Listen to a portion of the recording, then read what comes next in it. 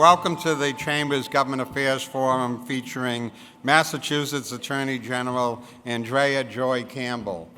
I'm Jim Rooney, President and CEO of the Greater Boston Chamber of Commerce. I want to welcome you on this first day of a Boston spring, nice and foggy and misty out there. It's wonderful to welcome Attorney General Campbell to our Government Affairs Forum again.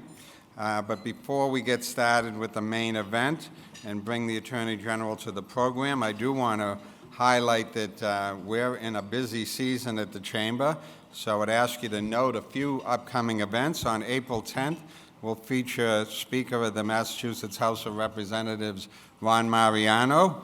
On May 7th, Senate President Karen Spilka will join us.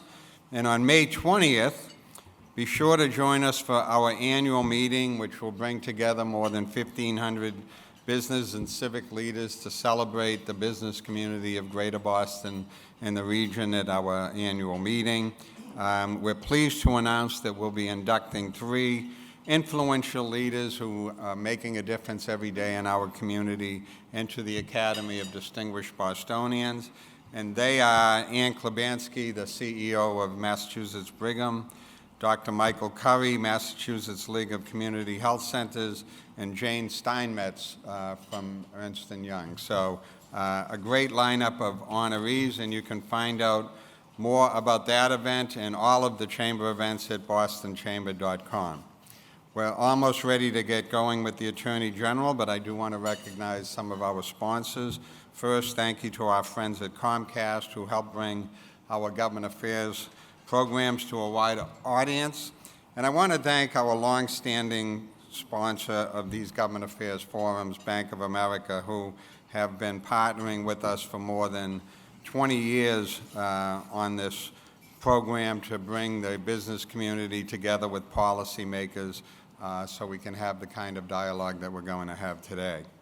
But today is this season is especially important to Bank of America. You all know that I think just in about 32 days, if my math is correct, the Boston Marathon will be run, a signature event for all of us here in Boston that we're very proud of, and we're very proud of the fact that Bank of America has stepped up as the sponsor of this event.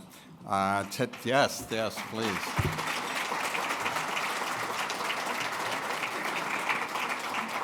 Now, today happens to be Boston Marathon Giving Day, and I know that Bank of America President Michal Chamberlain and the team are out leading community activities throughout the city and the region today.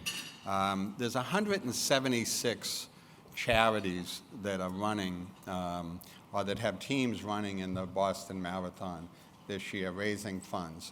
Last year, the total amount raised for charities by our Boston Marathon, which is so glorious in so many other ways, but we raised just under $72 million for those charities.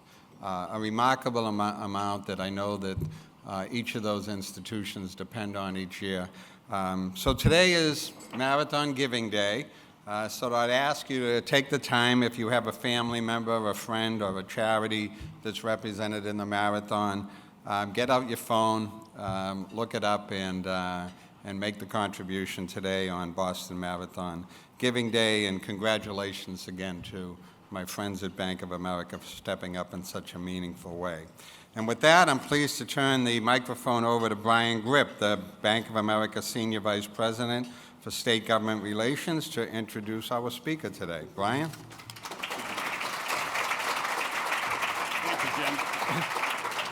Thank you, Jim. Thank you. Good morning, everyone. And special thanks, Jim, for mentioning the Boston Marathon Giving Day. I want to give a shout out to my Bank of America colleagues who are here with me this morning, especially Stephanie Wazorek, who is part of the team that works very hard on pulling all the details together on the sponsorship for Bank of America and the marathon. So thank you, especially for Giving Day today, Stephanie. So thank you.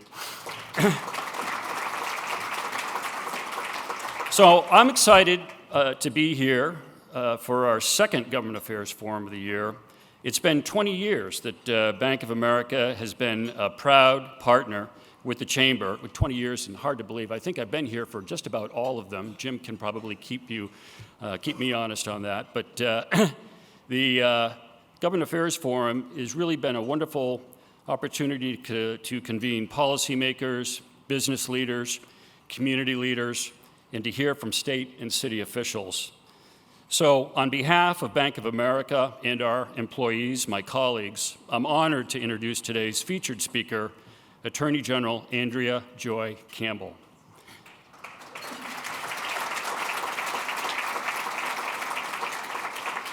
As the Commonwealth's 45th Attorney General, she is committed to building economic prosperity and stability for all residents. Attorney General Campbell advocates for the people of Massachusetts, including protecting consumers, combating fraud, investigating and prosecuting crime, and protecting the environment, workers, and civil rights. Previously, Attorney General Campbell successfully ran for the Boston City Council, and she was the first woman to represent District 4 in the role. In 2018, she was unanimously elected President of the City Council, the first Black woman to hold the title. In addition,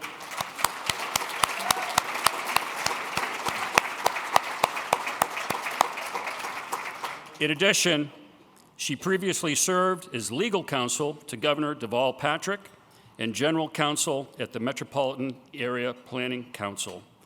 Attorney General Campbell, we are grateful to have you with us today. Please join me in welcoming to the stage Attorney General Campbell.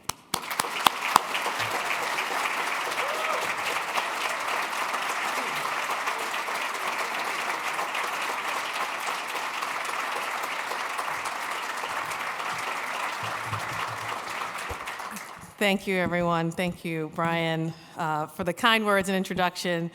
Thank you, Jim, as well. Thank you all for being here. Stability. Yeah. Who knew that would be so important? We're working on that. I always get the round of applause, and I actually want to sort of put it back on all of you to give a couple of folks a round of applause. One, Jim's team that coordinated all of this. Many of them, of course, in the hallways walked us in. So I want to give a round of applause to you and your team for working with my team to make this happen. So thank you. I also, and they probably can't hear us, but the folks who are serving our coffee and breakfast, you name it, many of whom are probably immigrants, who are showing up at least in this day and age with tremendous courage to come to work, to do their jobs on behalf of all of us. And so I don't know about you, but everywhere I'm going, I am thanking an immigrant or two or a whole community. So I want to thank the folks who are serving our coffee and our breakfast as well.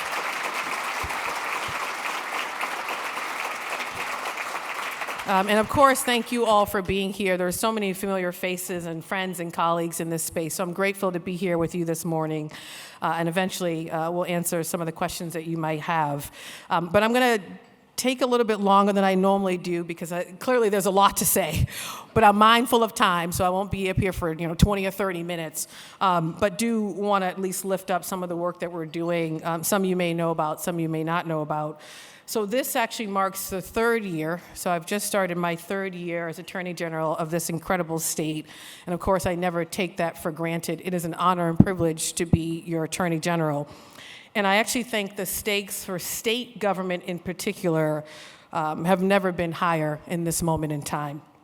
At no other time, at least in my young and fabulous life, has it been more important for state government to not only step up, but to really deliver for our residents and to do everything we can to protect our economic interests here in the Commonwealth. Massachusetts residents, of course, all of you are Massachusetts residents, or at least most of you. Your families, your employees expect a state where they can afford to live, where residents can afford housing, energy, childcare, health care, and where none of these costs actually break or bust a family budget. They expect a government that advances public health, ensures public safety, and protects our environment, especially for our children and our elders. And they, of course, expect an economy that will treat them fairly. One where our workers will be paid on time, where they will be paid the benefits they earned, where consumers will be protected, where employees, of course, will be shielded from discrimination and other types of hardship. And I know our business community expects the same. These are the very issues that you care about, not just because you're residents here in Massachusetts, but because you have employees and families also within the Commonwealth. And as businesses are trying, and I would say working exceptionally hard in this moment in time to do the right thing, you also deserve a fair market where those who follow the law, or I should say where those, including businesses who may try to not follow the law, are expected to follow the law of Massachusetts and, of course, this federal government, where the rules are applicable to everyone, and any business or anyone who seeks to violate our laws are held accountable. All of us expect this, and so we're going to work in partnership, as we already have, my office with yours, to do just that. It's also an unfortunate reality that while we work to serve the public at the state level, the federal government is failing to do the same at the federal level. Our current president has pledged to strengthen our economy, to actually lower the cost of living for folks all across this country. He has not delivered on those promises as of yet, and I don't anticipate or expect that he will. Instead, what we've seen in a short period of time, and it feels like 4 years, but I don't even think it's been 100 days, we've seen actions that, if left unchecked, will tank our economy, absolutely bring about a recession, and worsen economic hardship for residents and businesses here in Massachusetts and across this country. And make no mistake, the administration's second term is very different than the first. Their approach to governance has shifted dramatically. Their policy priorities have changed, and their violations of the law have escalated both in volume and in speed. The need for litigation is greater than ever, and the stakes are higher. The very foundation of our state's economy is at risk. And let's not mince our words this morning, maybe even for the rest of the day, wherever you go. The president is taking action at the very hearts and the foundations of our economic system here in Massachusetts, including, for example, going after biomedical research and higher education, two of the driving forces of our economy here in Massachusetts. And vulnerable populations, of course, are being targeted in some of the most disruptive and disgraceful ways we've seen.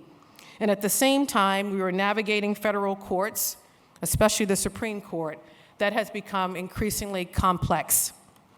But I am here this morning to assure you that the Attorney General's office, my office, is absolutely ready to respond and to do it in partnership with each and every one of you.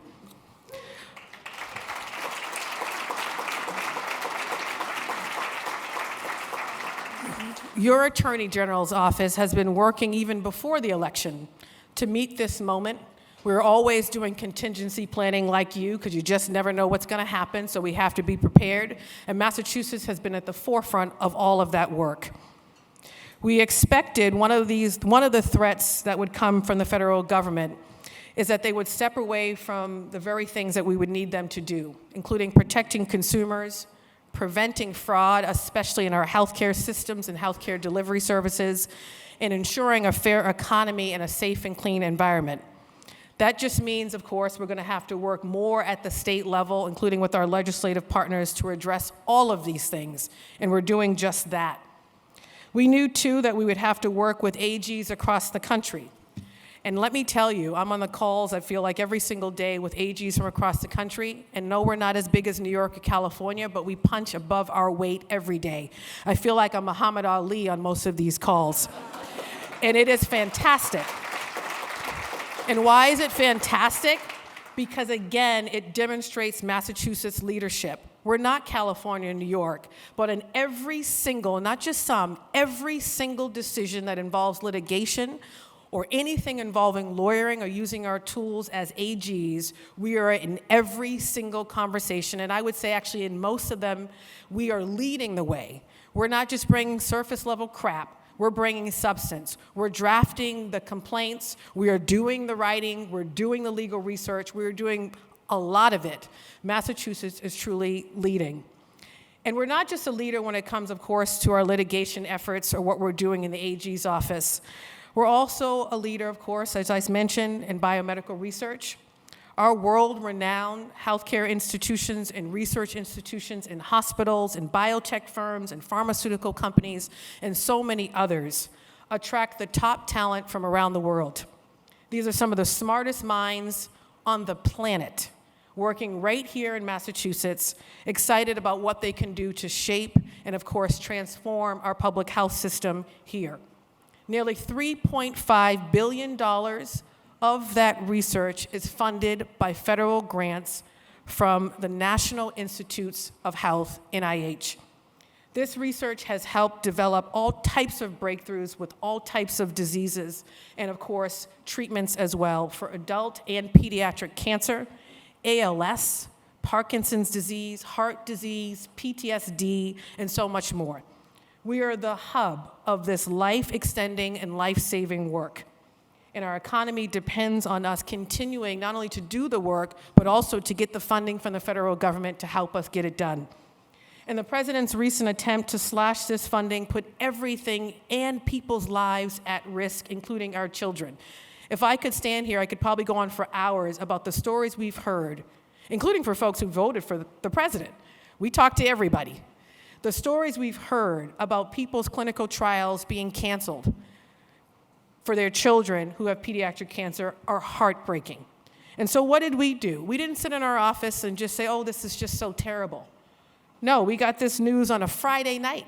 And I have date night with my husband on Friday. I had to cancel that. And what we did, we worked, including over the weekend, because that's just what the office does, like all of you, almost 24/7.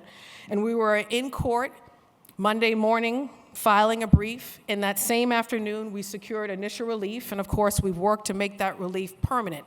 In this relief, in the NIH case that we led on, covering over 20 AGs from across the country, that relief wasn't just for blue states. It was for blue states and red states and for every person, regardless of what political letter is by their name, which I think is another example of how this AG's office, but most importantly, this state leads. We do it not regardless of your party affiliation or your demographic. And we'll continue to fight for folks. We did the same thing when we had this OMB memo, which of course has now become famous. Nearly $22 billion in federal funding that would be cut from Massachusetts. We ran into court with my colleagues across the country to protect that money, which supports jobs, infrastructure, you name it. Many businesses, of course, in this room rely directly on that to be able to sustain their very business. And we won that case too, working in partnership with some folks in this room. And then I can't, of course, not mention that the richest man in the world who's currently in DC, unelected, pretending to know something about government efficiency. Well, I believe in government efficiency. When I was on the city council, I would often say my frustration with government was the amount of time and money government waste, not actually helping people, not solving problems. I ran for office actually to push against that. And in the AG's office, we are mindful of that and always thinking about ways in which to cut bureaucracy and red tape to ensure that we're getting things done. Government efficiency is not about cutting services to the most vulnerable or slashing jobs or dismantling departments that we need to be effective and responsive to the very needs of the constituents we all serve collectively. And it's not effective if it's done erratically and without a plan or strategic plan attached. And like many in this room, I had to rely on teachers and educators to be able to become the first Black woman AG in the Commonwealth, Coming from some of the poorest circumstances in Boston, I'm the first in my family to go to college, beautiful Princeton, the first in my family to go to law school. That's because educators didn't just teach me math and reading and the basics. They did so much more to instill in me a value system, but also this idea that I could do and be anyone and anything I wanted, which is what I want my 2 boys in the Dartmouth Public Schools also to have access to. And you have an administration that is willingly looking to dismantle an entire Department of Education. That will absolutely have a direct impact on our educators, their salaries, the school districts in which they operate. That will then, of course, have an impact on our workforce, on our employees, on your ability to attract more talent, and most importantly, to attract homegrown talent right here in Massachusetts. So again, we didn't sit in the office and just complain and go, woe is us, this is horrible. We went into court leading the way again on protecting grants that would expand a pipeline for the teacher shortage right here in Massachusetts, and of course, to push back against an administration that is looking to dismantle the entire Department of Education. This is significant work that you too, I hope, will also care about as we continue to navigate the courts on this issue too, which apparently will be in the news again later today. And I could go on and on about the ways in which we're pushing back. And we're being strategic. We're not fighting everything, and we don't want to. We actually want to work with an administration to deliver on the very things we say we care about here in Massachusetts. But we are mostly focused on where the funding will be cut from the federal administration coming to the Commonwealth to allow us to serve our residents in partnership with you and to keep us competitive in this country, and of course to make sure that Massachusetts remains a leader. But like I also have told my team, and I'm almost done, I refuse to let one man, one little old man, I'm very God-fearing too, so the fear of God is more important to me than the fear of some human being, just saying. And I also pray every day, and I pray for the administration, I pray for my team, I pray for the Commonwealth, I pray every morning. I'm up really early. It used to be 5:30, now it's like 4:45 or 5 a.m. prayer, and then trying to squeeze in a workout, but prayer is really doing this. But the proactive work that we have also done in partnership with this incredible organization, I don't want to discount that. It is significant and it is important. On housing, which continues to be the #1 issue under the issue of affordability in Massachusetts, this chamber, this group of individuals, Jim, thank you, have stepped up to support us in our fight to enforce the MBTA Communities Law, which is really important and continues to be. And we'll continue to fight to enforce this law and to bring communities into compliance, even with the misleading information that is out there about it being an unfunded mandate. We will continue to push for folks to come in compliance. And I will say it's really disappointing that folks are relying on that misleading information to try to remain out of compliance because it's costing taxpayer dollars to now have us enforce the law and also to, of course, defend these lawsuits that are now being filed by more towns instead of using that taxpayer dollars to be able to build more housing and to bring housing more online quicker for the folks who need it the most. But we'll keep fighting. We'll keep working with you on consumer protection and so much more. And then lastly, I would be remiss if I didn't mention this. Yes, litigation is a significant tool that we have. But we also have the ability to put out guidance and advisories. And many of you have been helpful in us formulating and crafting these advisories or guidance. We have a website page. It's a one-stop shop for anyone who is dealing with any immigration issue on what the law actually is, what working with the administration actually looks like while protecting the very folks who come to your jobs every day and who may identify as an immigrant, or who may be coming to work even while they're under fear.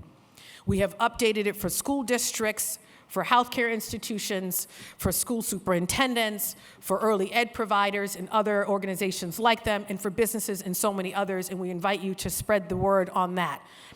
The last is guidance having to do with DEIA policies.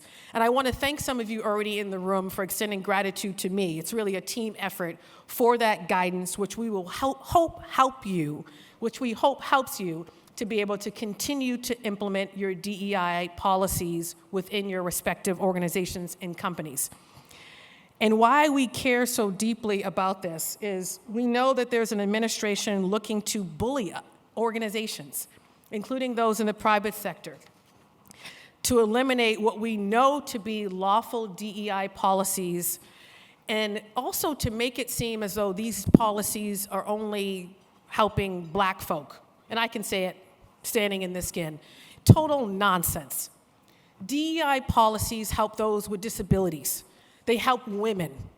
They help all types of folks to ensure the very tables we sit at are the most diverse, to ensure that the organizations in which we run and operate have a whole range of perspective at the tables as you're crafting solutions to very difficult and challenging problems.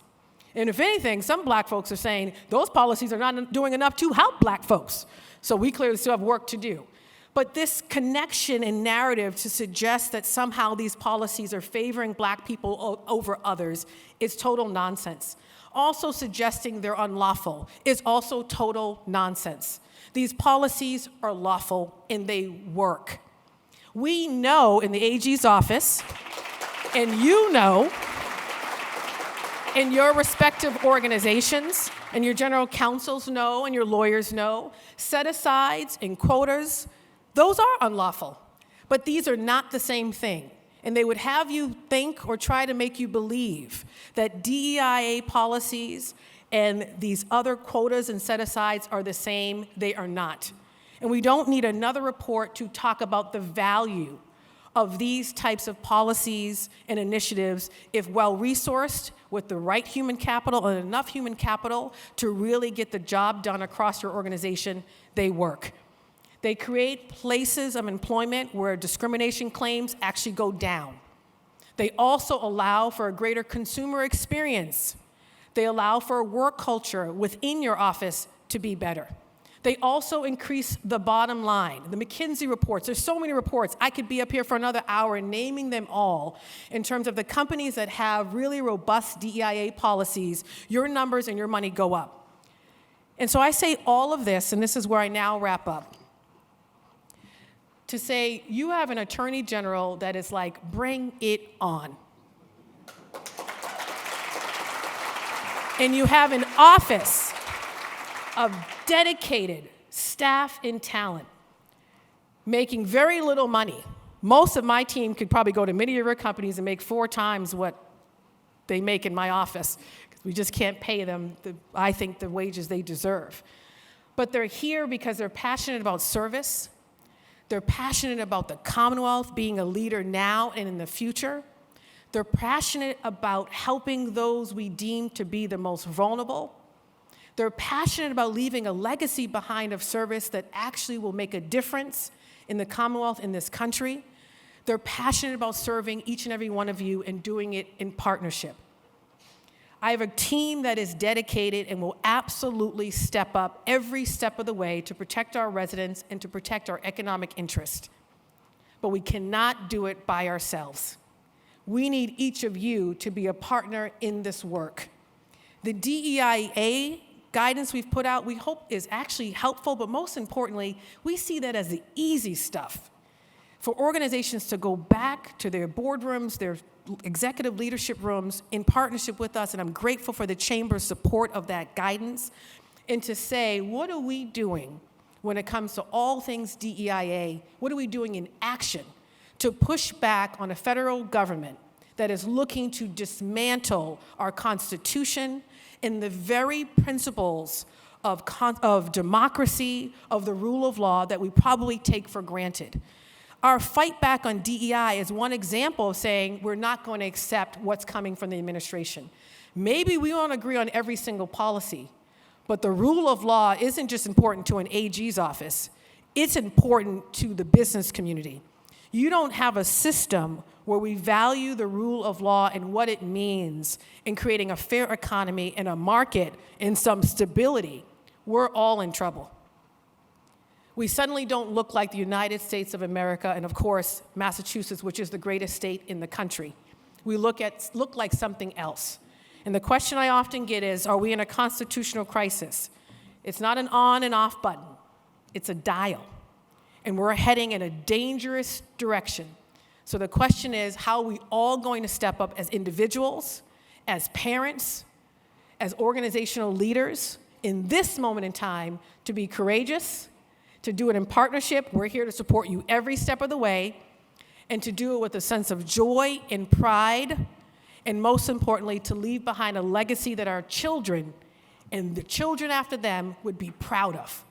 That's what we're doing, and we're so delighted, and I say we, my team is here throughout the audience. We're delighted to be here with you, to do it in partnership with you, to recognize your challenges and the challenges ahead, and to say you're not alone.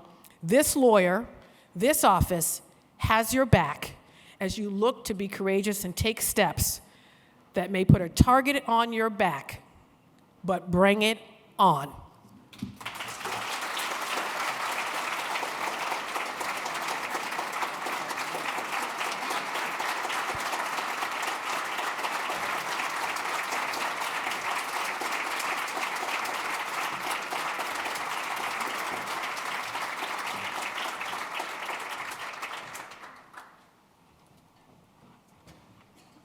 Wow. He said you're not going anywhere, so I was just that putting was- my binder down. That Thank you. certainly was some energy and passion, and maybe I'll begin there. You mentioned your team, and that public service. No one's going to get rich in public service, and the passion No, they're not. that your team has. Our budgets are public, you can see, they're not. But I want to turn that back on you, and you've dedicated your life to public service in Boston, and we're grateful to that. So why? What motivates this passion that you have for public service and all that you've done and all that you talked about? Thank you, Jim, for the question. I think it's, and I'd like to think I got here on my own. I did not. I often talk about the loss of my twin brother, so it's Andre and Andrea, and how just different our lives turned out. We were both born and raised in the city of Boston. We were both Boston Public Schools school kids. And I go off from Latin school to Princeton to UCLA Law School, and by every metric, my life has been successful. He dies while in the custody of the Department of Correction at 29 years old as a pretrial detainee while waiting to go to trial. All of my biological parents and all of my biological grandparents are deceased, and some of that under some horrific circumstances. And so I think about my brother Andre, and during that moment in time when we were navigating this, and my family and I had to ask deep questions. I think sometimes it's hardship that then pushes us to look ourselves in the mirror and say, like, why are we here? What is our purpose, and what are we meant to do with our lives? And so I went back to my faith and just started asking that question. What is my God-given purpose? And so being in public service, running for city council to start, and of course holding this incredible role now, I see us connected to a purpose that's bigger than me. It's not about me. It is about other people. It is about service. And so every day I wake up with a very authentic joy and excitement to go into work and to serve others, because for me it's attached to something that is bigger than me. When I left the private sector, and I was there at one point at a law firm, Proskauer, a former colleague, every 6 minutes was money, so I get, we got to wrap this up real soon. I get the private sector, money, I get it. You got to keep things on track. I get that perspective too, and I don't want to discount it because you can find purpose there as well. But I think it's just a matter of figuring out what it is. And when I left the private sector behind, it was this. But it won't mean anything if you're sitting in a position, even if I feel it's purpose-driven, and you do nothing with it.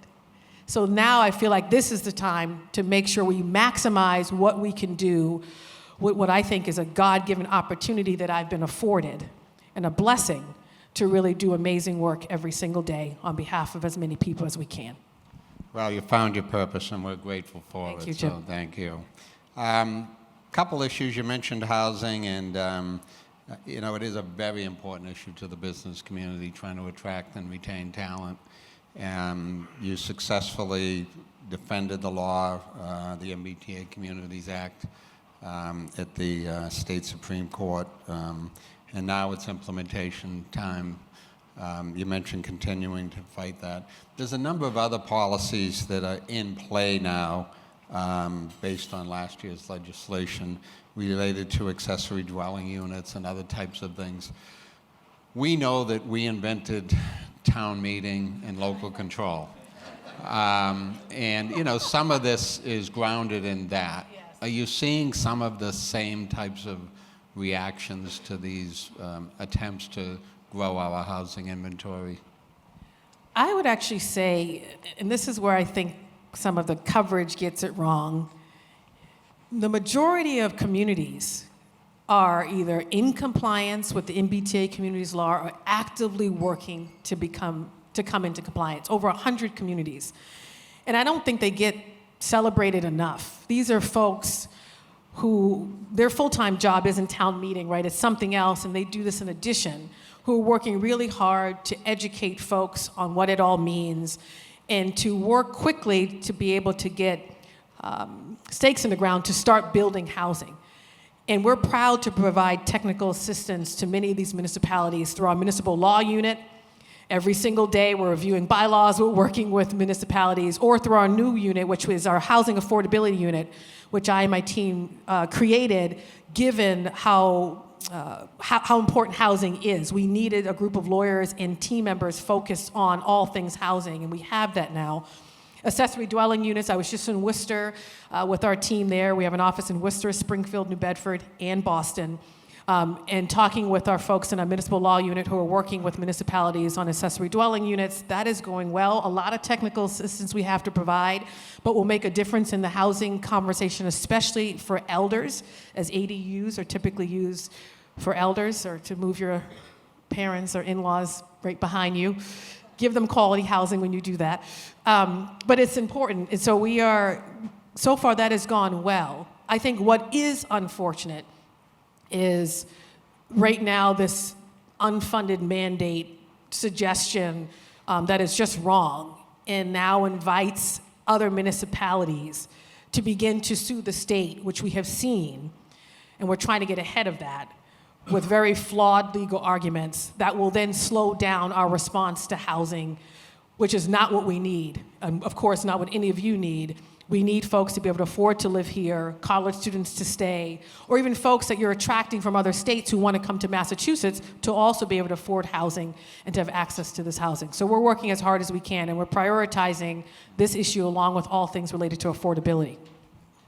Another issue on the minds of the business community is the cost of energy. I know that one of your office's responsibility is being the ratepayer advocate for the Commonwealth, who advocates on behalf of consumers for electricity, gas, and water. Can you just remind us of what that involves and what some of your thoughts are on the current issue of energy prices? It's a great question. It's a timely question, given that utility bills and utility costs are also under this affordability issue, the number one issue that people are talking about of late.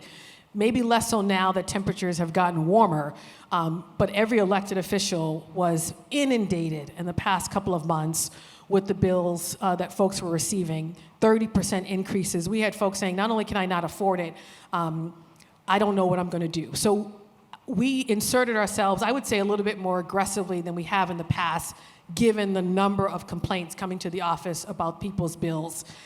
We reminded folks, yes, we're the ratepayer advocate, which means that we go before the Department of Public Utilities, DPU, in various posture and form to ensure that the proposals coming from companies, and we get companies who may have to increase their costs for infrastructure costs, other things to run the companies, to deliver utility services to constituents, but to make sure those increases are fair and reasonable for the ratepayer.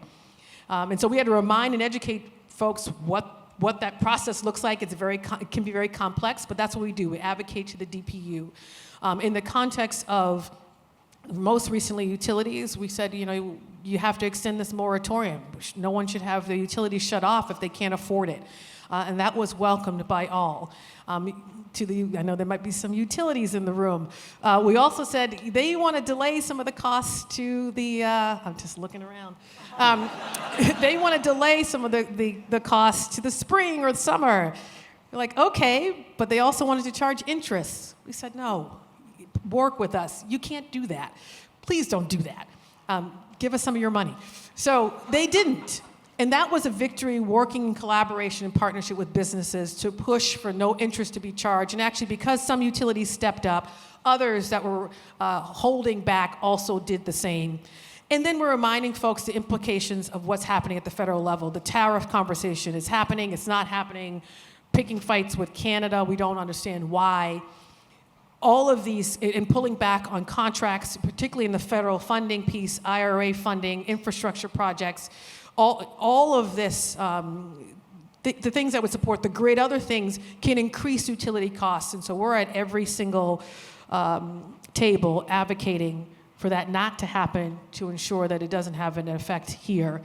And then my last point is, I just met with the team yesterday on maybe some long-term solutions or midterm solutions where legislative fixes are needed, where money is being given, including to our utilities, but asking as we transition to clean energy, what role do we all play? How much should the ratepayer pay?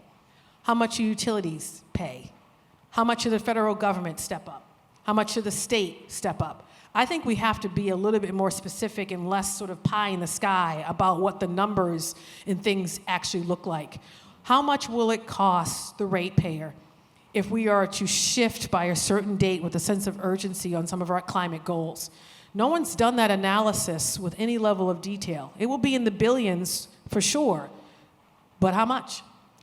And what should we be putting on the ratepayer, and then what should other stakeholders have to do as we all want to transition to clean energy while also doing it sustainably and responsibly? It's a transition, but we also, I think, have to be more thoughtful.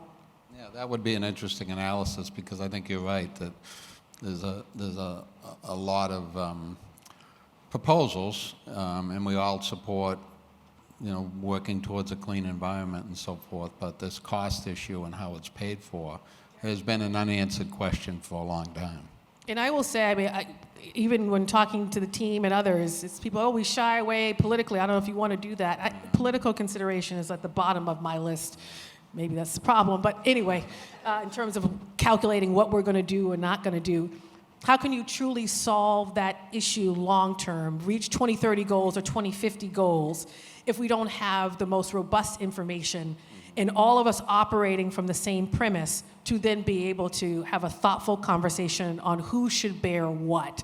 And right now, of course, the sentiment by ratepayers is they're bearing too much of this, especially the poor residents in poorer communities, and they just can't. So how do we make sure we're, of course, tackling our climate goals and doing it with all of our environmental advocates and businesses, and at the same time, doing it in a way that's affordable and sustainable for the poorest in our state?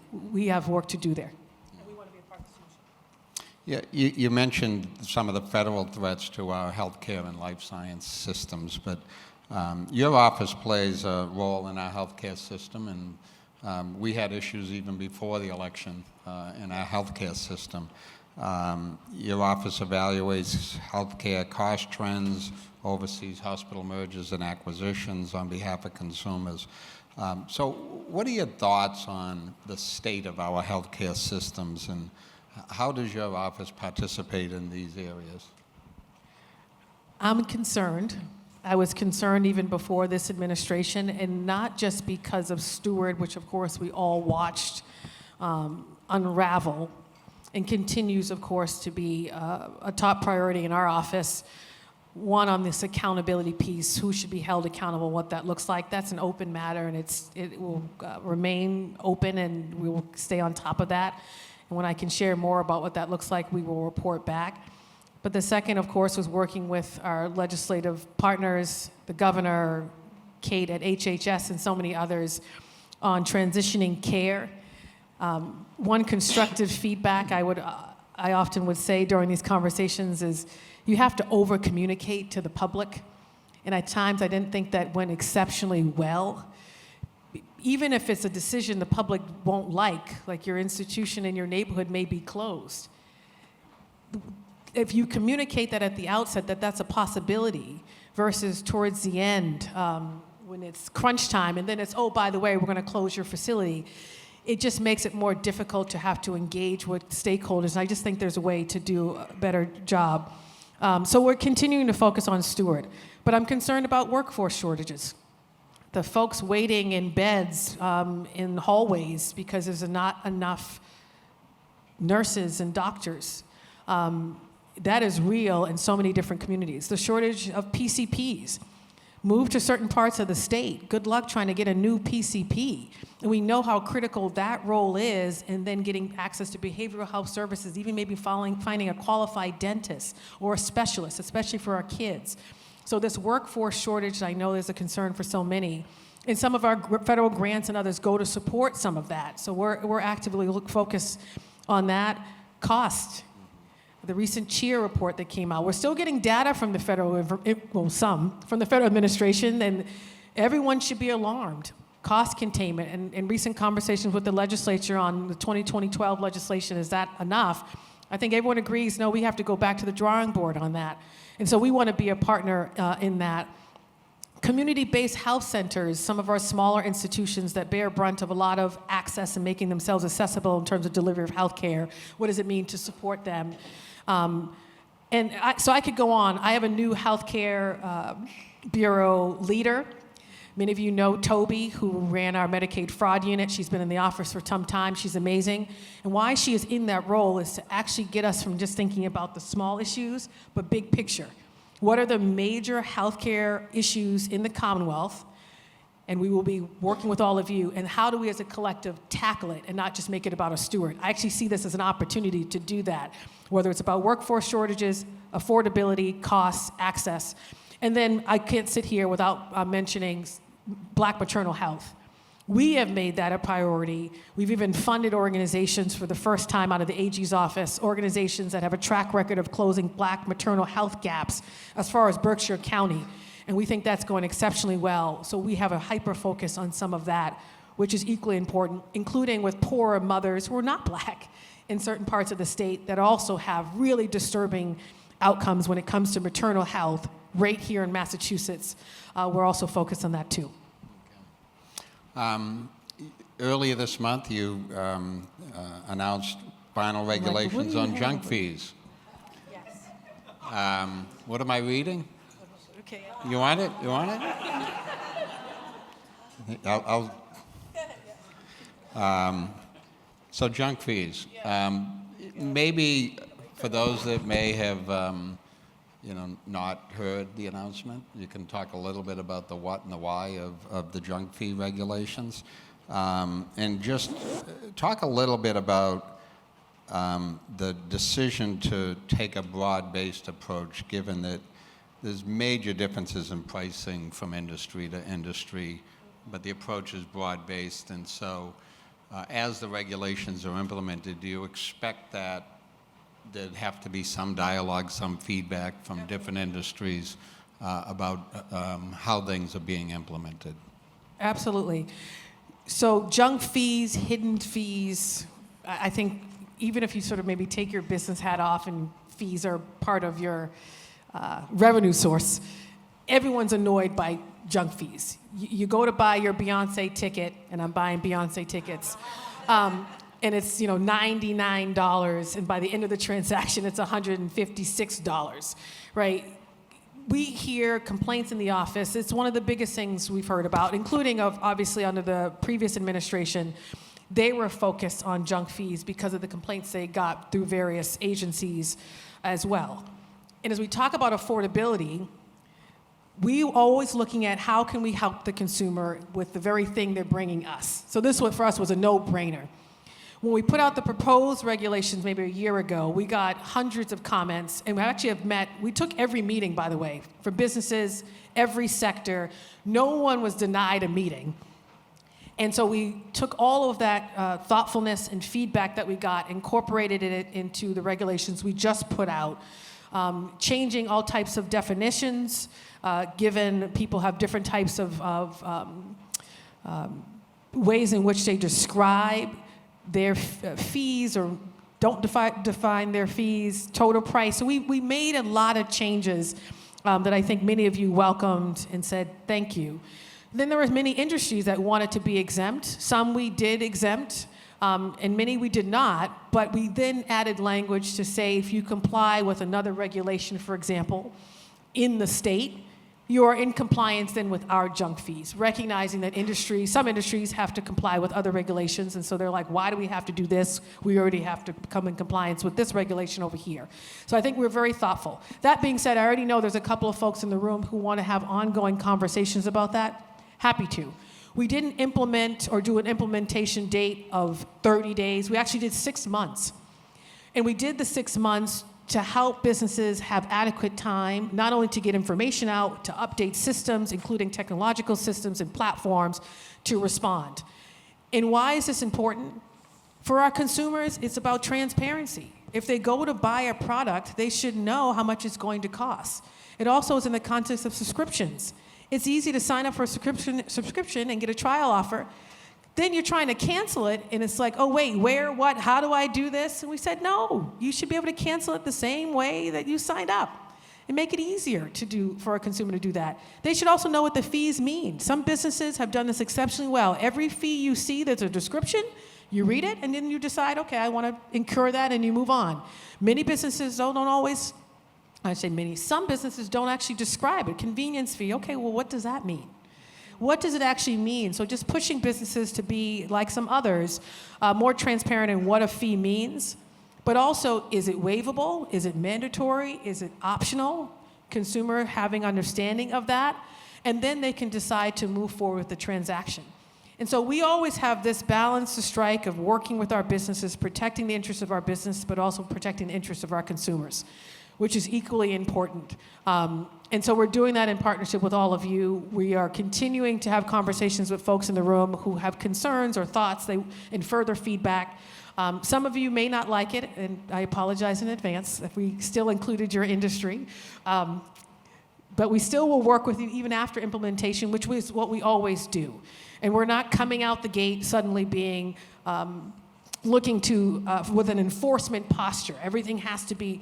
We want to be thoughtful, and just like I tell other parts of my office, it's not bringing a hammer to every situation. It's being thoughtful, it's being understanding of facts, context, et cetera, and we'll do the same in the context of junk fees. But I will tell you from a consumer perspective, which all of you are, people have been delighted and really happy to see the regulations on all things junk fees and hidden fees in the context of pricing, so you know the total price, but also in the context of subscriptions and these trial offers that could suddenly be thousands of dollars and you thought you signed up for a trial offer that would last 30 days. All right, I'm going to squeeze in one more question. We were grateful, and I know many of our members were, that you published some legal guidance related to the DE&I initiatives. We appreciate that. And one of my big takeaways is that executive orders don't change the law, that the laws still exist. That being said, what is going on right now is Washington using a lot of its leverage with federal contractors, colleges, hospitals, anyone that receives federal money. What can you say to businesses or anyone in that position where that relationship is important and now they're being sort of told through regulatory process of otherwise you must comply with this new language or not have that language? So we put out the guidance to, at least at a start, equip our businesses and institutions of all types to feel not only, to understand, I should say, not only what the law is, and to be crystal clear, but to also say you have an ally in the AG's office in supporting and working with you on anything that may sort of come your way. Because there was confusion. Is it lawful? Can a president take an executive order and a Sharpie and immediately wipe out these laws? No, you cannot. And we've seen an effort to try to do that in the context of the Department of Education and other actions where you can't take, or even birthright citizenship, which we are also at the forefront of. And so wanting to put out there what the current legal landscape is for DEI policies, that they're lawful, what they mean, what they do. And if you haven't seen the guidance, we encourage you, of course, to read it and to share it with your teams. They are using fear and threats and retribution. This is their strategy to get us to change our behavior, to change how we run our organizations, and to dismantle lawful policies. And so in this moment in time, yes, I could put this in a guidance, but what good is it, right? We only are sticking with the law and the guidance. We have to exercise our backbones. Someone said it's like a spine of steel. Okay, find your spine of steel. Find your courage in this moment, because that's also what it takes. And I think for us, we're using DEI, and there are many examples you can point to. Maybe find the one that means the most to you. Many, it is the NIH funding, where they are using fear and threats to dismantle or attempts to eradicate critical funding coming to Massachusetts for legitimate and well thought out and reasoned purposes that we know, of course, help businesses and profit margins and so many other things, to dismantle these things unlawfully. And if we allow a president or an administration to continue to just chip away, and to turn that dial more and more, where suddenly laws mean nothing, Constitution means absolutely nothing, there's no checks and balances systems, judges mean nothing. And mind you, judges can't do anything unless lawyers show up to court. Lawyering means nothing. Then we're in a different ballgame. It won't even be about DEI anymore. We'll be talking about what is the state of affairs in this country, what is the value and the pillars of this country. It's no longer a democracy anymore. It's no longer the very things that we say we take for granted, a constitutional society. That will be gone, because I do think the goal is to put more power in the executive branch. Some have called the president a king, or he's operating as a king, moving more power to that branch, trying to dismantle or do away with Congress. And mind you, all of these agencies created by Congress cannot be legally eliminated by a president, even though he's attempting to do that. Do away with Congress, demonize judges, which is also a part of a strategy to undermine the credibility of our judges in this country to the average person. Oh, judges, they're just all lying. All of these checks and balances go away, and we suddenly enter a constitutional crisis.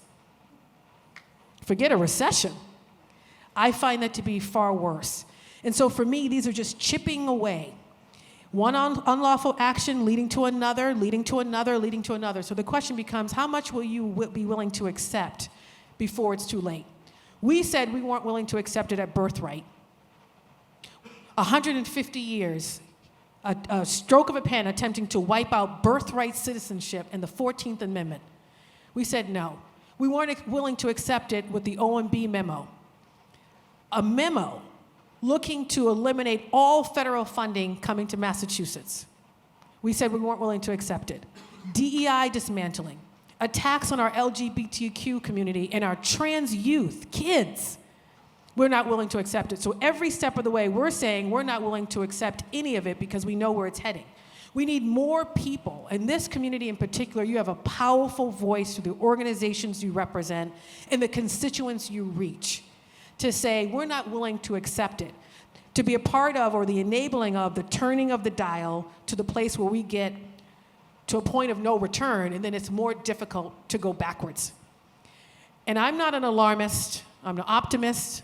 My middle name is Joy. I believe in living that out every day. That's why I'm up praying for us all, hoping that more prayer will thwart, that's a part of my prayer, thwart this illegal, unlawful action that is coming from the administration, and that more people will not be willing to stand on a sideline, be a bystander, watching it happen and saying, oh, I wish I should have, would have, could have, when it's too late.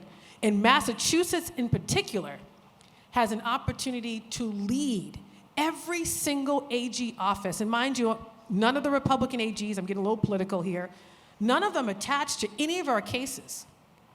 I talked to them about other things that we are partnering on, and I'm like, I'd like to talk to you about Silence. But like I said, the relief we're getting is going to red states too. Everyone is looking to Massachusetts. This is our moment in time to deliver and to deliver in a way that shocks the nation because of the level of courage coming from every stakeholder in this state. I want to be a part of that. And we're doing our part. If you need more from us on what that looks like, fine. If they're going to come after us, okay. Some people had to go to jail for me to sit up here and even be your AG. For me to marry the person I wanted to marry. For me to sit in this room with all of us at these tables. For me to sit at this table as diverse as it is. I refuse in this moment in time to forget that historical context and the allyship that existed in various moments across religion, demographic, to be able to deliver the very thing we probably take for granted, that we can sit in this room together, have breakfast, and no one be thrown in jail or killed as a result.